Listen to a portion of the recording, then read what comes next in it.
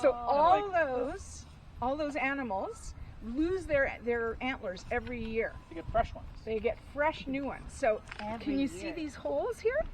That's where the blood vessels go, and that feeds all the, at this time of year you'll see like a velvet on it. Really, they look so soft, but they're still full of hard bone-like inside. But you can see those little blood vessels. That one, you can tell it's been sliced off. Yeah, very much, exactly, same thing. So this is what attaches it to the head of the elk. You can tell it's a natural one that falls off because of that. You can see those blood vessels again. And then this one actually was found in this park by one of our colleagues when she was out for a hike. And it probably was in the bush for about maybe 2-3 years because it's been just so weathered. And you can see like part of it's snapped off here. And it's been chewed on. Yeah. Because they're made out of bone, so they're very, very calcium. My dog would love to chew on this. Oh, and I don't bring my dog over there. We had to keep pulling the antler back. Yeah. The dog was trying to nibble on it. And the dog that was here is called an elk hound. Yeah. So he's a dog that like chased elk in Norway or something, and so he wanted to. But rodents will sharpen their teeth on it, or they'll get calcium out of it. And if we give it like a decade, this will decompose into the soil and make very, very rich soil. Yeah. And we get it every year, and so rich minerals. Very rich. Just get off naturally. Yep. Yeah. Fall off. Once a year. Once a year. And then they start growing back in the early winter and spring. And then by the time you see them now, you'll see they're big. Some of them are huge. Oh, they get here, I'll bring the big one over. So the interesting thing though is the size of them doesn't dictate their age. You would normally think, well, the older they are, the elderly man with the big. But it depends a lot on how good was the food source this year, or what their genetics are, or some of them are just not determined, won't necessarily ever grow these big ones. But what happens is the girl elk they don't have antlers, but they want the guy with the big flashy antlers, right? They want, he's pretty, I think I like him best. And that's how what happens. Get their partner. Yeah, exactly. Well, and they're big ones. This guy. Imagine on the back of your head running through the forest with that on. Yeah, you're being chased by a wolf, but they don't. It's very graceful how they go. You can see just how, this is, what, up to my belly button almost?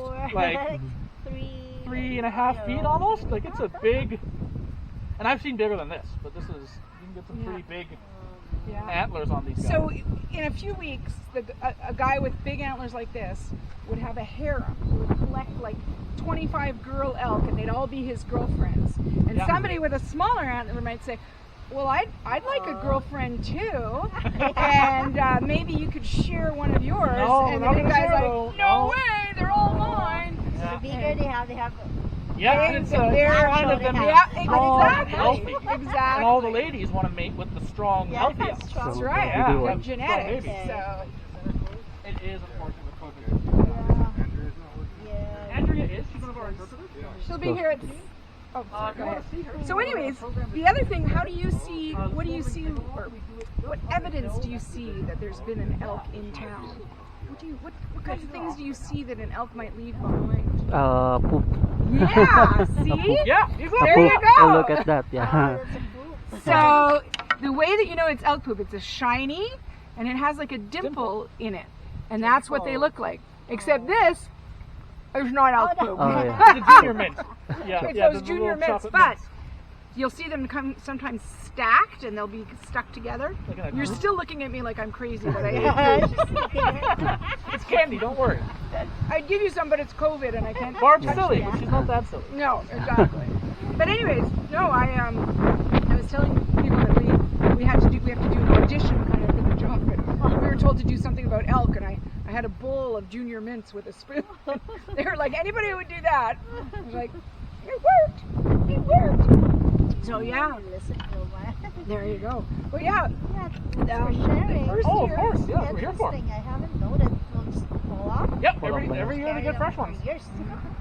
Every year, in the spring, they all look like girl elk, and you go, so where can we find them? I'd like to have one. I know, but you can't take anything home from the national park. But if there's one outside the park, except fish.